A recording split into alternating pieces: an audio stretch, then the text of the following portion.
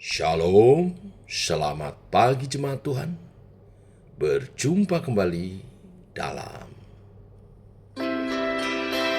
doa pagi online. Selain Kau, tiada yang lain. Selain Kau, tiada yang lain. Ada padaku di surga. Selain Kau, tiada yang lain. Yang ku ingini di bumi, yang ku ingini di bumi. Sekalipun dagingku dan hatiku habis lenyap, gunung batuku dan bagianku,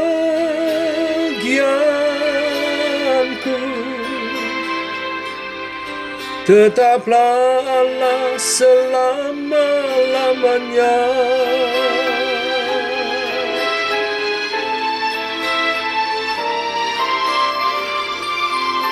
Hanya Kau Yesus, oh selain Kau tiada yang lain. Ada padaku di surga. Selain Kau tiada yang lain. Yang ku ingini di bumi, yang ku ingini di bumi. Sekalipun dagingku dan hatiku habis lenyap, gunung batuku dan bagianku, tetaplah Allah selama-lamanya.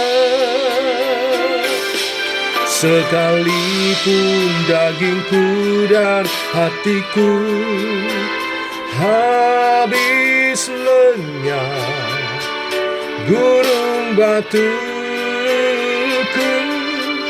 dan bagianku,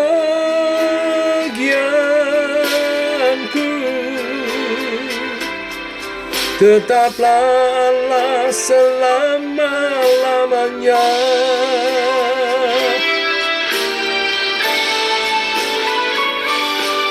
Sekalipun dagingku dan hatiku habis lenyap, gunung batuku dan bagianku,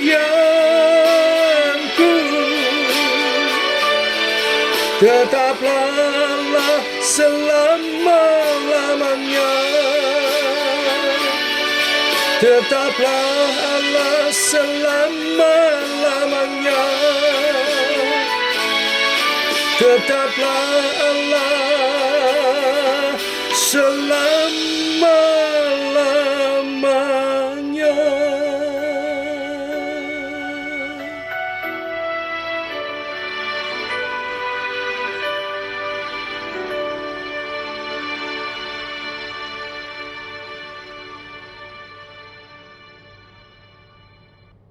Tiba waktunya untuk kami merenungkan firman-Mu.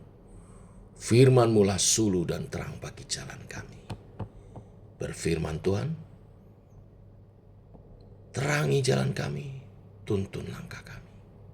Oleh kebenaran firman yang sebentar kami renungkan. Dalam nama Tuhan Yesus Kristus. Amin. Kisah Para Rasul 6 ayat 8 sampai yang ke-15 kita lanjutkan pembacaan firman kita. Demikian firman Tuhan. Dan Stefanus yang penuh dengan karunia dan kuasa mengadakan mujizat-mujizat dan tanda-tanda di antara orang banyak. Tetapi tampillah beberapa orang dari jemaat Yahudi yang disebut jemaat orang Libertini Anggota-anggota jemaat itu adalah orang-orang dari Kirene dan dari Alexandria, bersama dengan beberapa orang Yahudi dari Kilikia dan dari Asia. Orang-orang itu bersoal jawab dengan Stefanus. Tetapi mereka tidak sanggup melawan hikmatnya dan roh yang mendorong dia berbicara. Lalu mereka menghasut beberapa orang untuk mengatakan, "Kami telah mendengar dia mengucapkan kata-kata hujat terhadap Musa dan Allah." Dengan jalan demikian mereka mengadakan suatu gerakan di antara orang banyak serta tua-tua dan ahli-ahli Taurat. Mereka menyergap Stefanus, menyeretnya dan membawanya ke hadapan mahkamah agama. Lalu mereka memajukan saksi-saksi palsu yang berkata, "Orang ini terus mengucapkan perkataan yang menghina tempat kudus ini dan hukum Taurat. Sebab kami telah mendengar dia mengatakan bahwa Yesus orang Nazaret itu akan merubuhkan tempat ini dan mengubah adat istiadat yang diwariskan oleh Musa kepada kita." Semua orang yang duduk dalam sidang mahkamah agama itu menatap Stefanus. Lalu mereka melihat muka Stefanus sama seperti muka seorang malaikat. Sampai di sini pembacaan kita. Bapak Ibu jemaat Tuhan, bacaan kita hari ini telah masuk ke dalam penghujung bagian pertama karya Roh Kudus di Yerusalem dan sekitarnya. Penolakan Yerusalem sudah akan mencapai puncaknya dan karya Tuhan akan segera dilanjutkan ke daerah lain. Betapa mengerikannya kalau kita tidak menyadari bahwa kesabaran Tuhan sudah akan habis dan Tuhan sudah akan memindahkan pekerjaan tangannya di tempat lain. Ini tidak disadari oleh Yerusalem. Dan di dalam zaman modern ini, seringkali kita juga tidak sadar. Telah lama hidup sebagai seorang Kristen, tetapi juga telah lama meninggalkan iman yang sejati. Tanpa sadar, banyak orang mulai meninggalkan Tuhan. Penolakan Yesus masuk ke dalam keadaan puncaknya melalui penolakan para pemimpin agama kepada Stefanus, yang berujung pada pembunuhan Stefanus. Stefanus adalah salah satu pengurus pelayanan diakonia yang kemarin kita bahas sebagai pelayan meja, yaitu salah satu pelayan yang dipilih dalam ayat 5 untuk melayani kebutuhan diakonia, kebutuhan para janda dan orang miskin dan juga anak-anak yatim. Tetapi ternyata dia bukan hanya seorang yang mengurus hal-hal seperti itu. Bukan hanya seorang pelayan yang membagi jatah bantuan bagi janda-janda, juga memperhatikan diakonia anak orang miskin, tetapi dia juga seorang pengkhotbah yang dikatakan sangat berkuasa. Dia bukan hanya berkhotbah dengan kuasa Allah, dia dapat berapologet, berdebat dengan hikmat Allah.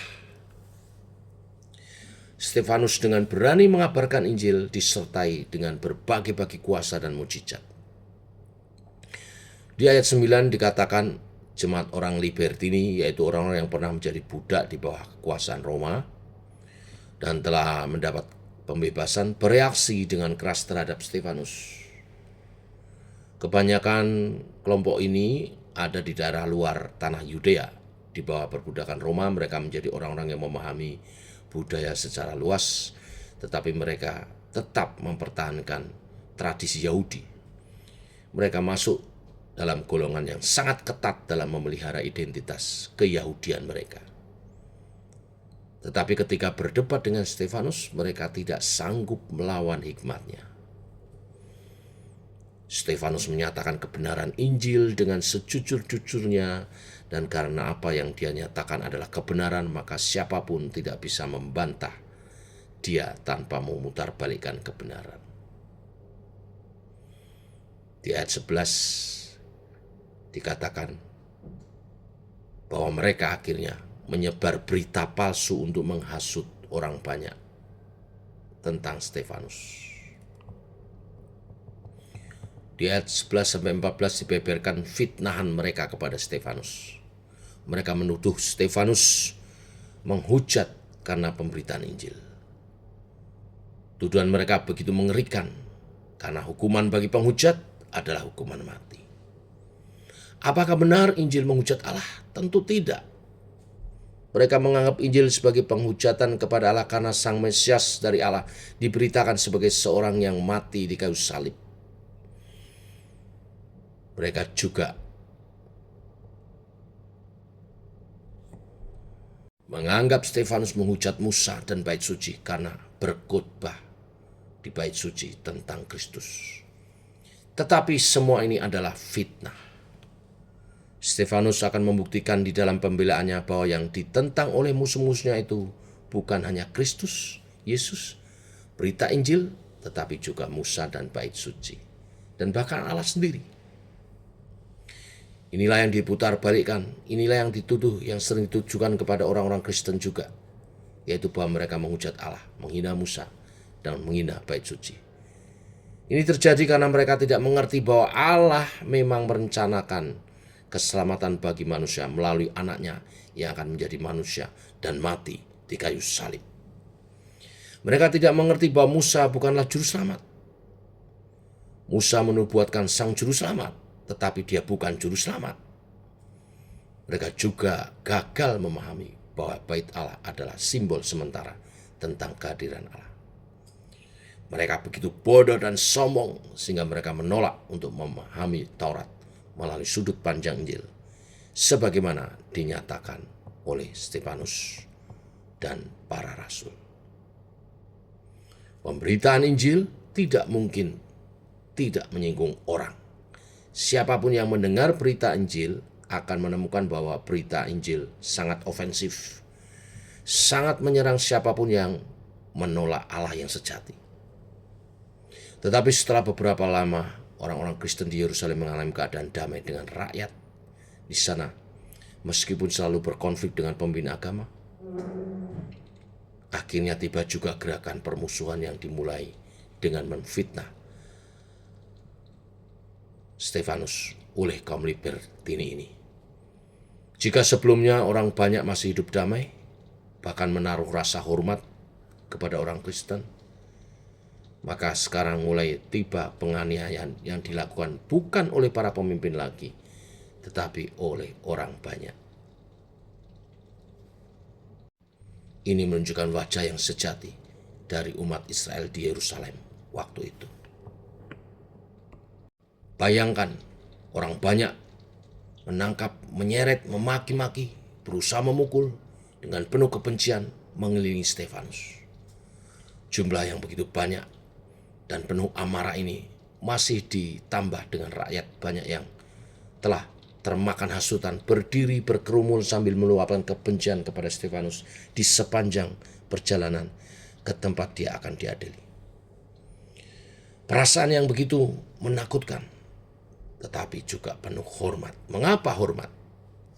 Karena sama seperti Kristus berjalan menuju Golgota, dengan diiringi oleh makian kebencian orang-orang di sepanjang jalan, demikian juga Stefanus mengalami hal yang sama. Tetapi di ayat 15 dikatakan bahwa Stefanus tetap tenang, bahkan wajahnya mirip dengan wajah seorang malaikat yang kudus, memancarkan sinar kemuliaan Tuhan. Kekuatan untuk bertahan dan dalam ketenangan Stefanus tentunya berasal dari Roh Kudus yang memenuhi dia. Demikian juga hikmat yang ada di dalam pemberitaan Injilnya ketika ia membela dirinya di hadapan pengadilan, tentu juga dari Allah. Tetapi terkadang Allah membiarkan hambanya yang terbaik memiliki waktu pelayanan sedemikian singkat karena kebencian orang-orang yang mau dijangkaunya. Tetapi kebencian yang berasal dari setan tidak akan pernah menang. Kebencian itu boleh menghancurkan banyak gereja Tuhan secara fisik, membunuh hamba-hamba Kristus. Tetapi ketekunan iman setiap orang Kristen membuktikan kemenangan Allah. Stefanus telah menggenapi Matius 5 ayat 10 sampai 12 yang mengatakan, "Berbahagialah orang yang dianiaya oleh sebab kebenaran, karena merekalah yang empunya kerajaan surga. Berbahagialah kamu jika karena aku, kamu dicela dan dianiaya, dan kepadamu difitnahkan segala yang jahat. Bersukacita dan bergembiralah, karena upahmu besar di surga. Sebab demikian juga telah dianiaya nabi-nabi yang sebelum kamu." Tuhan menyertai hamba-hambanya yang dianiaya oleh karena Injil. Tuhan mempersiapkan penghormatan besar bagi mereka yang harus mendapat sengsara karena nama Yesus. Berdoalah minta kekuatan bagi kita sendiri dan bagi orang-orang percaya yang dianiaya karena pemberitaan Kristus. Inilah berita kebenaran firman hari ini. Mari kita berdoa agar walaupun di tengah tantangan hidup dan penganiayaan, Injil tetap diberitakan dan penyertaan Tuhan dinyatakan. Mari kita berdoa. Ya Tuhan, berikanlah kekuatan kepada setiap umat-Mu yang harus mengalami fitnahan dan aniaya. Kiranya nama Tuhan terus menjadi kekuatan bagi mereka untuk terus setia kepada Kristus. Dan biarlah kesetiaan mereka kepada Kristus boleh menjadi sesuatu yang mempermuliakan nama-Mu. Pakai kami juga ya Tuhan, jika tiba waktu kami untuk mengalami kesulitan, fitnah, bahkan aniaya dan kematian. Pakailah semua ini untuk membuktikan bahwa bukan kami yang memiliki kekuatan untuk bertahan, tetapi Roh Kudus-Mu yang menopang iman kami. Sehingga di dalam situasi apapun, kami tetap menyatakan kemuliaan Kristus. Dalam nama Tuhan Yesus, kami memohonkan ini. Amin. Demikian Bapak Ibu doa bagi kita. Selamat pagi. Shalom.